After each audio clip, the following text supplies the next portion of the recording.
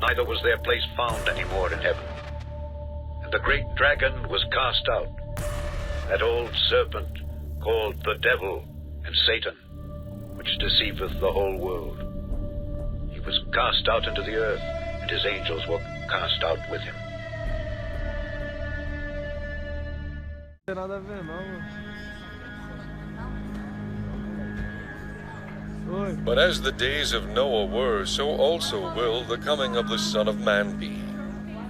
That scripture, that it will be like the days of Noah when the Son of Man returns, begs the question, what differentiates the days of the sons of Noah from any other time in history? And in my opinion, it's the presence of these fallen angels descending to earth, like the Genesis 6 passage tells us, having the unthinkable, doing the unthinkable, having sex with the women, and creating this hybrid Nephilim, this fallen angel human hybrid, which is never supposed to have happened. And this is sort of a move by the fallen one, a counter move in another prophecy talking about the bloodline of the Messiah, the seed of the serpent, the seed of the woman, these two seeds going down through history. And what we see is the enemy, the fallen one, trying to somehow take the battle plan away or get an early victory. It's so beyond the pale that certainly most Christians don't want to get into this. But we hear from 2 Thessalonians that the fallen one, Satan, Lucifer, comes with all signs and lying wonders. In other words, when he finally manifests on this planet, all the stops are pulled out. He's not messing around. He knows his time is short. And it will be, and this is why I think all this is leading up, it's accelerating, it's moving towards this flashpoint. Well, I think unless a person has a biblical overview and has an idea and has studied what the Bible tells us about fallen angels, about demons, and about prophecy concerning those things, and we touched on that, as in the days of Noah, so will be the Son of Man returns. Unless you come from that paradigm, from that worldview, I think a person is lost. And they are certainly certainly open to the deception from these so-called entities. It's been my understanding, and from my study and my research, that these so-called aliens, which I believe are fallen angels, lie and lie habitually.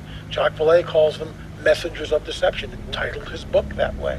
So here's a secular man, Jacques Vallée, with all due respect to Mr. Vallée, entitling his book Messengers of Deception. He's not coming from a Christian worldview, right, but he realizes that they lie. And let's just go over something here. If a person lies, they are deliberately obfuscating the truth. They're trying to lead a person away from what is truth. So they have to know what the truth is in order to lie.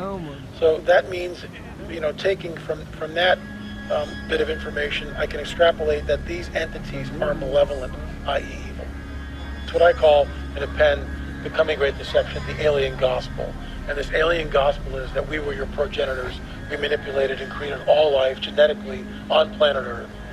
We were responsible for the Earth's earliest civilizations. We genetically manipulated humans. We are the missing link in evolution, as it were. We set up the different religions throughout the globe, and your ancestors worshipped us as gods, and rightfully so. Now, at this critical juncture in human history, we are back to usher in this new age, this age of peace and love and brotherhood. One planet, one people, please. I think what's happening, from my perspective, is that we're being set up for the coming great deception. I mean, when we read in the book of Revelation, when it talks about, in 2 Thessalonians, this great one world religious system, it begs the question, how does one get 1.8 billion Muslims, 2.3 billion Christians to somehow change their paradigm, somehow change their worldview? We're looking, in my opinion, of some sort of an incident, something just so off the charts, unprecedented in all of history is about to happen. And what are we seeing? What are the signs all around us? The burgeoning UFO phenomena. They will come and they will say that we were, I'll reiterate it quickly, but it's basically the alien gospel. I can't say it enough. They were our progenitors. They created all life on the planet, genetically manipulated human DNA to our present form, were worshipped as gods. Now they're back at this critical juncture in human history. The Vatican, I believe, is setting the stage for the coming great deception.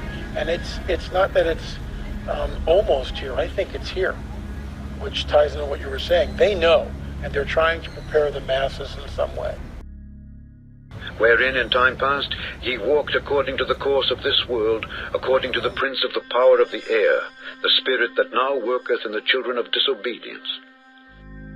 is we're sending out a message to people who are watching this, listening to it, and understanding that the enemy is hard at work, and he's got a plan, and he's exercising that plan, and the supernatural is manifesting in today's world in real time, and we need to wake up and understand what's confronting us.